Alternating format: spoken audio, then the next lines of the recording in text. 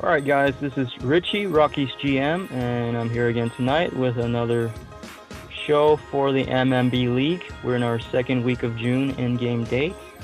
And with me as always is Shane. Actually, nope. Shane is not here tonight, but he's been kind enough to give me the reins here to invite on Cardinals GM Charles Fountain, somewhere in the Midwest. So we're going to jump right into a recap here with the New York Mets.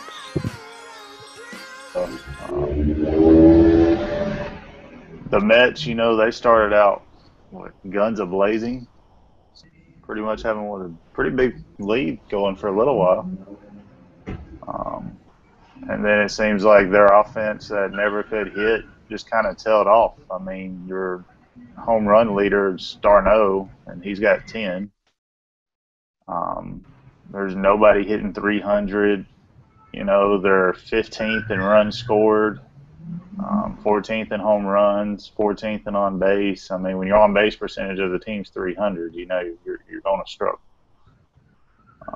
And the pitching staff that was so strong early just kind of faded off. Yeah, when you look at that offense, I mean, you really can't envision them being anywhere without Hunter Pence or David Wright. Because the rest of them, you really can't see them producing on a nightly basis. I mean, not consistently at all. I mean, you got David Murphy, or Daniel Murphy, I should say. But I mean, he's good for a second baseman, but he's not going to carry the team like you're talking about, like a Pence or a Wright, somebody like that. And I mean, as great as Lincecum was early, I mean, their pitching staff's pretty much falling back to average. So when your offense isn't scoring at all, you're going to struggle.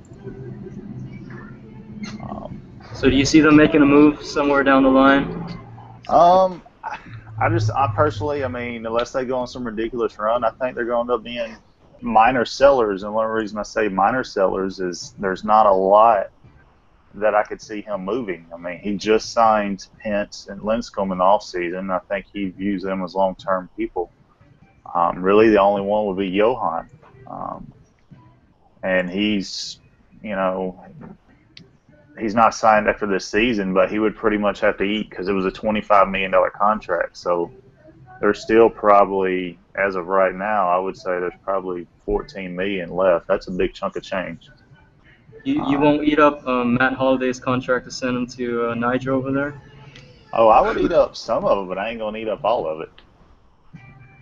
Yeah, let it be known right now that Charles is selling off Matt Holliday. Hey, I'm looking to, just for the sake of, I mean, for the money, he's not really performing. Although here lately, he's actually been turning it around. I mean, he hit 2 bombs yesterday, drove in 5. The one that really hurts me in signing him to a long-term contract in the offseason was Brett Gardner. He's just been awful. I ain't figured out what happened to him yet. It was so bad. He had a 4-day injury. I put him on the DL just so I could send him to the minors to do a rehab assignment. That's pretty much how bad he's been.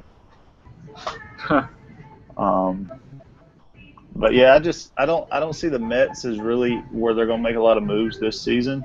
They might have a few bullpen pieces like Bobby Parnell. He could bring back something. I've never really viewed bullpen pieces, even closers, unless they're the elite of the elite, like a Kimbrel or a Chapman. I just don't think you're going to personally get a lot. At least I'm not going to give up a lot for him. So he might move a Parnell or a Johan. Somebody like that, but there's not a lot that I view that he may be willing to move. So I think the Mets may be pretty quiet throughout the year. Okay. All right, let's move on to the Phillies. What do you see them? They've been pretty consistent of late. Well, they're going to score. I mean, they play in that ballpark. They've got a lot of power. Jimmy Rollins is having an absolutely great year. Zach Cox, he's pretty much found a diamond in the rough there. I mean, he's potentially the rookie of the year.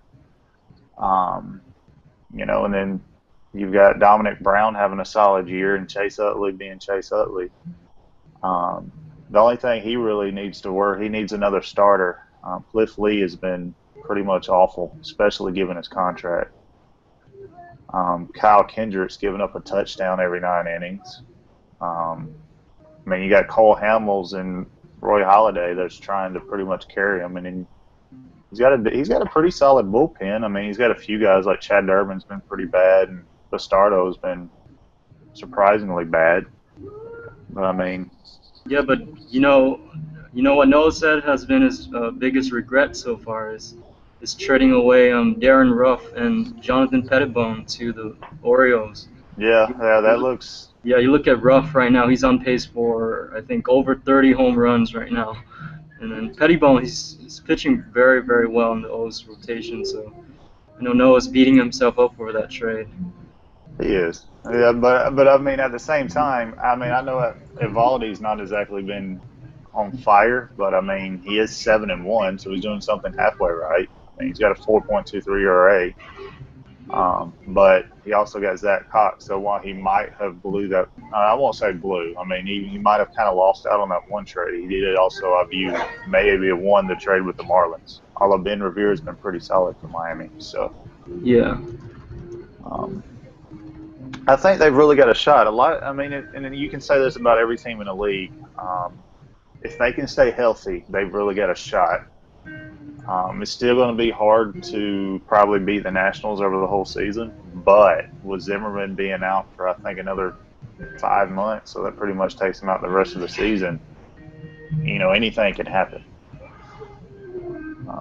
But I think Philadelphia will be there. He might have to make a move or two, but if they can stay healthy, they've got a real shot, especially with that offense. Yeah, and speaking of injuries, let's move on to the Braves here. When you talk about injuries, yeah, they've been pretty much wiped out. When you've got Luis Avilan starting, you've hit a lot of issues with some injuries. I think that was before Mike Minor went out for the season, so I think that was a little desperation right there.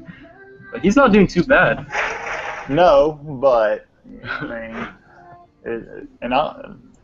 think Minor's actually out with a hamstring. I think it's Beachy that's out for the season. Oh, Beachy, I'm sorry, yeah. Minor's out for a couple weeks, right? Yeah, he'll be back, I think, within the next week or so. He might have to do a rehab assignment, but it just kind of depends. They're really struggling. They've had so many injuries. If I was running them, obviously you give them some time, but I would start shopping people like McCann. I really think you get a good return for McCann, and the team's young. You would think they're not going to have this many injuries, but they got a very young team. So if you can get some pieces to go around McCann, you've already got Evan Gaddis to back up. So you're not completely. He's not the greatest defensive catcher in the world by no means. But you're a Braves fan, so you know all about Christian Betancourt, right? Oh yeah, Betancourt's a stud. Yeah, I think Betancourt's playing in Double-A for Matt right now. He's a little bit further away, but that's your future right there. So I can get behind a McCann trade to make way for him. So.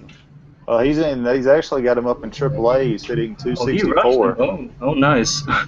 Now the power's not there. Yeah, you can't. You just don't expect anything from his bat, but the defense is there. So yeah, his defense is going to be solid. Now, his eye and his discipline, he's going to swing at about. If you throw it or roll it to the plate, he's going to swing at it. So he's got a whole big fat 1 for discipline. So he's an option, but between him and Gaddis, you got the perfect player. Yeah, and defense. I just think if they do fall out, which it's going to be hard for them to overcome all these injuries. I view, I think McCann would be a great person to kind of rebuild the farm system, because if you look, their farm system's pretty much right now is nowhere to be seen. They don't even have a single player ranked in the top. They're one of 2 teams. Them and the Cubs are the only 2 players that don't have only 2 teams on the top 100 prospects. So, yeah, that's bad. But well, I was joking with Matt and saying, well, you signed Phil Hughes, so let's rush him back 2 months early from his Tommy John surgery, because of all of this injuries right here. But it's not well, I looking mean, good for him. that signing actually, it's a risk. It really is. I mean, you're signing somebody that's still well into their rehab, but you're looking at next year. If say he comes back and Beachy can make it back, and I mean, you've got Hughes, Beachy, Minor, Tehran, Medlin. That's a pretty solid starting five there. Um, Yeah, so, and if you can trade McCann for a few pieces, I mean, you might end up trading Justin Upton for something too. I mean, I don't know how that injury and being rushed back will affect him, but he's got some pieces that he could move. Um,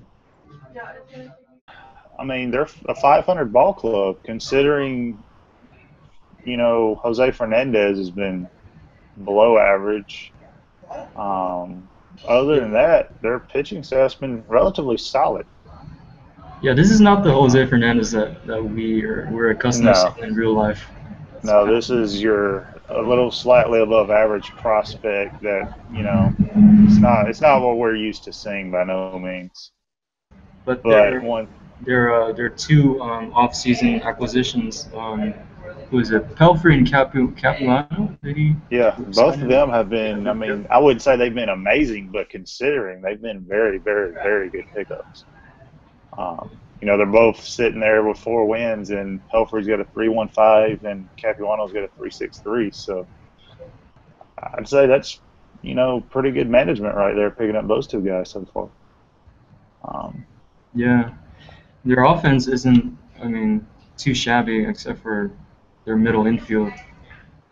Yeah, I mean, Echeverria, he's decent, but he's not great.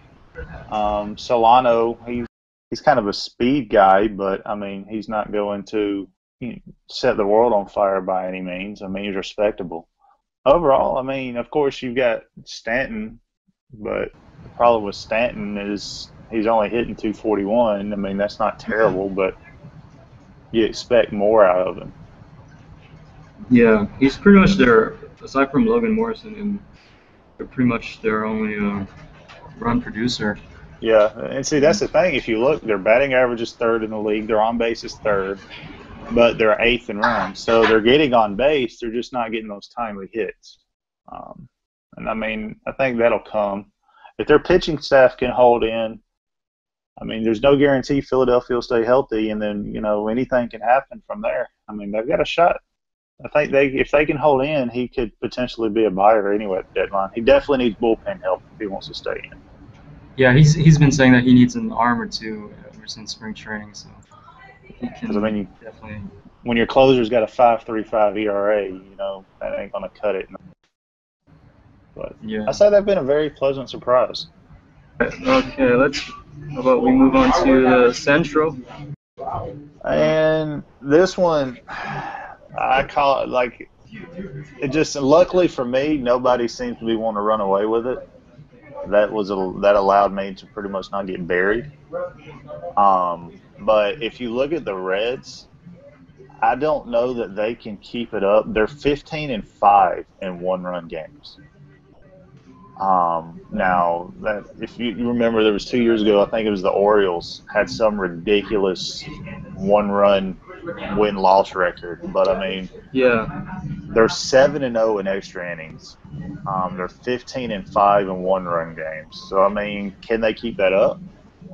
I don't know. But now their bullpen is, I guess the reason you can say that is their bullpen's been superb. I mean, they lead the National League in ERA. They've got one of the top two closers in the game.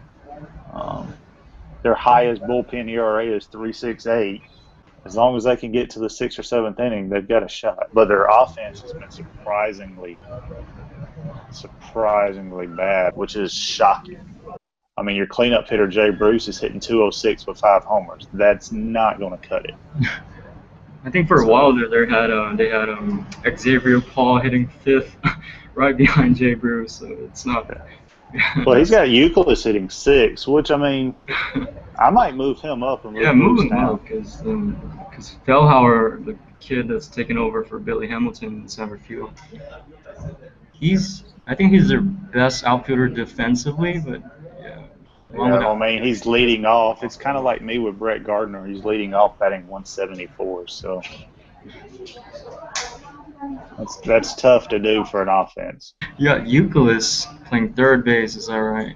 And, Yeah, he's playing. I mean, he's been absolutely awesome at the plate. He's below average defensively, but I mean, yeah, just by default because Votto's already at first. he's got a 312. He's got over a 400 on base percent. Good pickup right there. I think for a mil or two.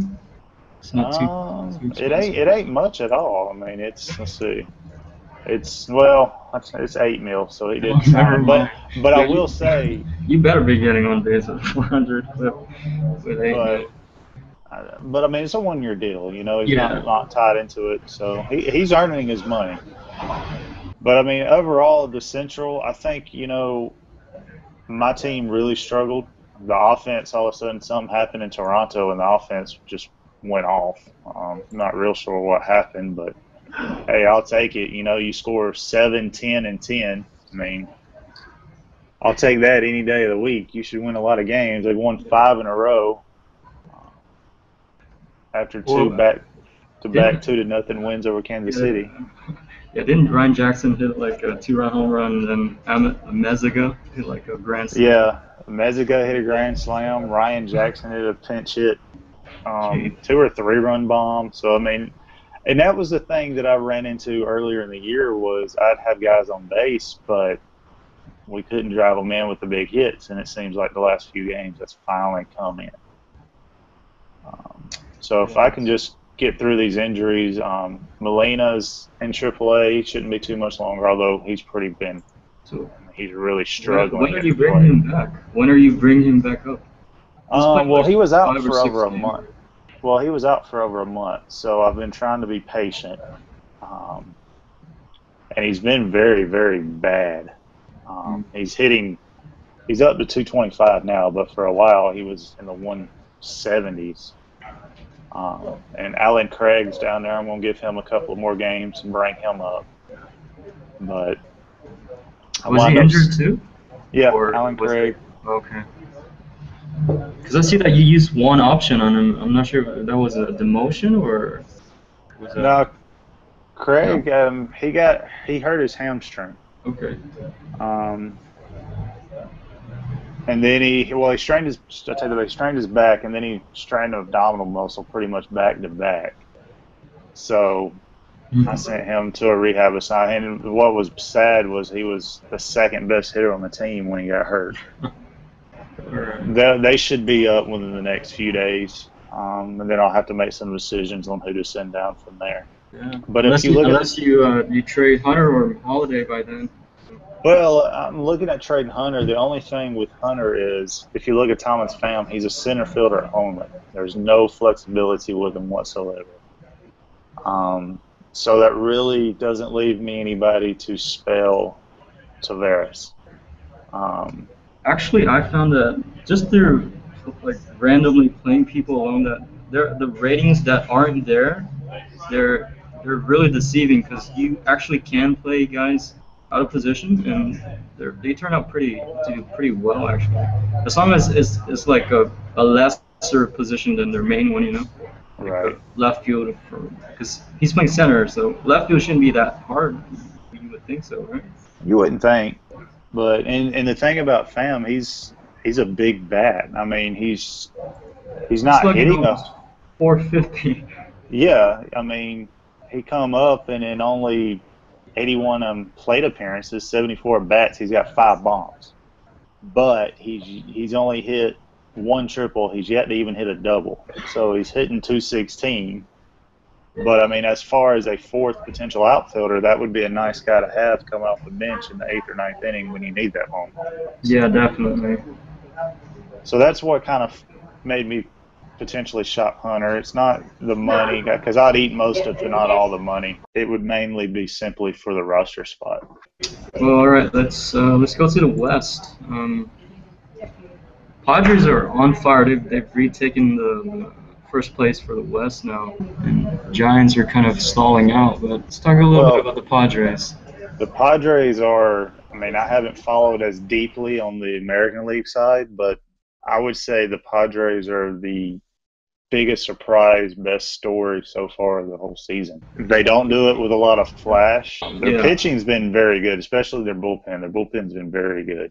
They're not a flashy team. They just win. I think if he could make a move for another outfielder, he would really have a chance. Maybe grab one more starter, but I don't think they're that far off.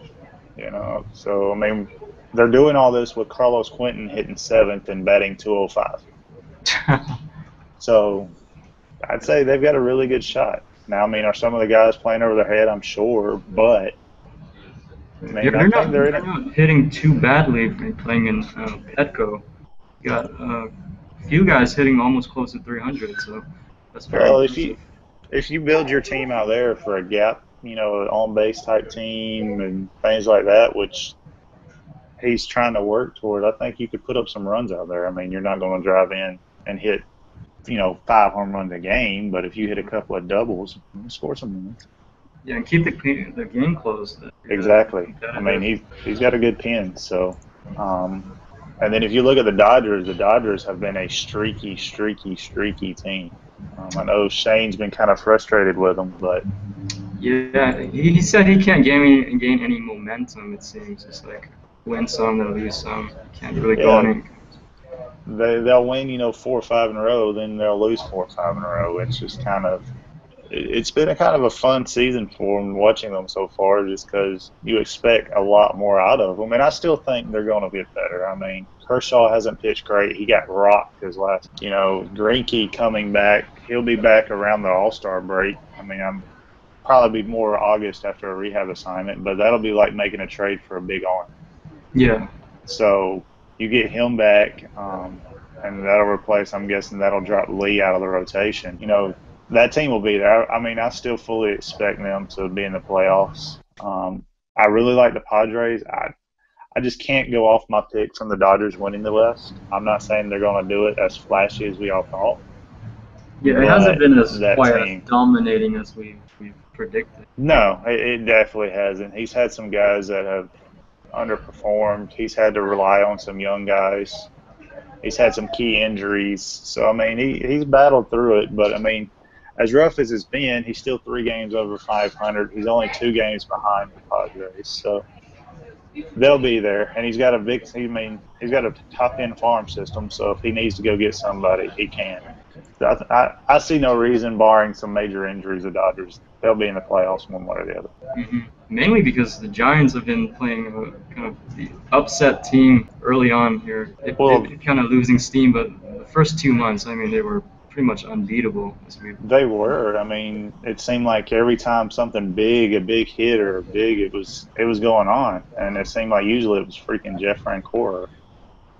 Whatever, but what was the joke that Trey made? That was his team can only have guys that are at most 1.5 star or something. Yeah, I mean, I believe it. Outside of Posey, and maybe, and I think that's just kind of. I think early on there were some guys playing over their head, and I still think there's Yeah, definitely, because they're a year or so away, but you look at Mark Burley and Sean Markham. I mean, they're pitching at like ace level. Oh, yeah. I mean, for Burley to be one of the amnesty guys, you pick him up for pretty much nothing, and he's sitting there with a 2.91 ERA. I don't think his starters – I mean, I'm not saying Burley's going to keep up the whole year, but if you look at it, I mean, his bullpen's been pretty bad. That's been his biggest weakness. Yeah. Sergio Romo, 4 ERA. Yeah, he's a 4. I mean, he's got 2 guys over 5. Wilson's almost at 5. So, I mean, if he wants to stay in it, he's going to have to shore up the bullpen, maybe add another bat. Or 2. Yeah. For Hunter and Matt Holliday. Hey, they're I out know. there. They're out there. I'm just saying. petitioning. I'm just sending out subconscious thoughts. But I think they were a little lucky, a little over their heads early. I don't think they're as bad as they've been lately, but I definitely don't think they were as good as they were early. So Yeah, I think they're gonna have some trouble holding on, but we'll see. and then Arizona, it seems like they've kind of waved the white flag, surprisingly. Yeah, we may as well get in right into this right now, because there's no avoiding it anymore, I guess. And I think this has got to be the biggest blockbuster to not be discussed. I mean, I haven't really seen it even talked about, I guess, because it wasn't on the forum, but because outside of the two teams who made this trade and Max, who had to process this trade, I don't think very many of us even knew about it, except you, Charles. So I just happened to see the email. Yeah. So why don't you do the honors of announcing just what this blockbuster is? Well, Arizona decided to sell Paul Goldschmidt. Surprisingly enough, I mean, they were still battling. I mean, they were still on 5.5 games out, but they sent center fielder Tony Campana and Paul Goldschmidt to, surprisingly enough, I mean, kudos to Luke. I personally don't understand it, just given his roster situation, but he's got a vision. Let him go for it. Sure. But he gave up quite a bit. He gave up 4 pretty solid prospects. Yeah, 2 of them in the top 100. Yeah, I mean, he definitely, it wasn't like Mike, the Arizona GM, he didn't give Goldschmidt away. He got a really solid, I think it was a fair return. I mean, it might have been a little leaning toward Arizona. He might have got a little, but when you're looking at prospects, they are what they are. So. But what I don't understand is, maybe you can explain this to me, but why now? What has Goldschmidt been doing that's so compelling for you to trade him right now when you're 31, 34? The only thing I can figure is he wants to fully rebuild. He wants to build purely off prospects. I mean, the guy's 26 years old. He's not like he's 30, 31, 32. I mean, he's 26. He's a guy you build around. Definitely, yeah. I mean, he's under contract through 2019 through arbitration. This year he's making $1 million. So I personally would not have made this move. I mean, unless and I think Arizona for pure player-wise, I think they got a little bit more than probably what Goldschmidt is quote-unquote worth. Yeah. But that's not me saying that I would trade Goldschmidt in this situation, because I wouldn't have traded Goldschmidt unless I was just blown away. I mean, there's not a lot of power, contact style. I mean, I'm not saying he's 330 type contact, but I mean, he's going to hit 280, hit 25 to 30 home runs year in and year out, and he's 26. So to me, that's who you build around. Yeah, definitely. When considering that the guy that's replacing him is hitting 163 right now, the big Hawaiian Kila Kaiahua. So yeah, they don't have an imminent replacement for him anywhere in their org. So they're going with some really replacement level guy. Yeah, I mean, the only thing I can figure was he purely is just throwing in the towel and he's wanting to rebuild the farm system. I tell you, a guy that's quite interesting, and I know he's got out there, is Prado. Yeah. He is a guy that I think a lot of teams would really like to have. There's a lot of versatility there, and he's a good ball player. I mean, he's hitting 287, 7 bombs, so. Yeah, can play first, second, third, and left field. That's not too bad for he's better than a utility guy. He can play every day. So. Oh, yeah. And, I mean, he can. So I think he would be a solid pickup from somebody. But, yeah, it's not a deal that I 100% understand. Maybe we can get, if Luke or Mike listen into this, maybe they can provide a little bit more feedback on the deal. But, hey, they both have a vision, and we'll see how it goes. Yeah, you're still doing – D-backs are still better than the Rockies, so all the more power to them. Well, the Rockies pretty much got to score 18.4 runs a game just to – but one thing I've noticed, you're only running with a 4-man bullpen. Is that right? A 4-man bullpen? It's actually double that. I see it. No, I see it. I was on the wrong. Yeah, I see what you're doing. I wish I could run a 12-man bullpen. That's literally what we need every night. But that's nothing. If you could take John Roush and multiply him by 8, you would have a very good bullpen. Yeah, although Rex Brothers is a guy that I would love to get, into a Redbirds uniform. Yeah, he's a good asset to have. I mean, he'll be the first guy or second guy I'll be considering to trade. Your obviously your pitching has just been your pretty much downfall. So I think the main thing it's your pitching. I mean, your offense is unsurprisingly leading everything just about. Which I'll let you talk more. I mean, it's your team. You know it better than anybody. So if you want to kind of talk about them a little bit. Oh no, we don't need to talk about it. Yeah, we'll move right on to the AL right now.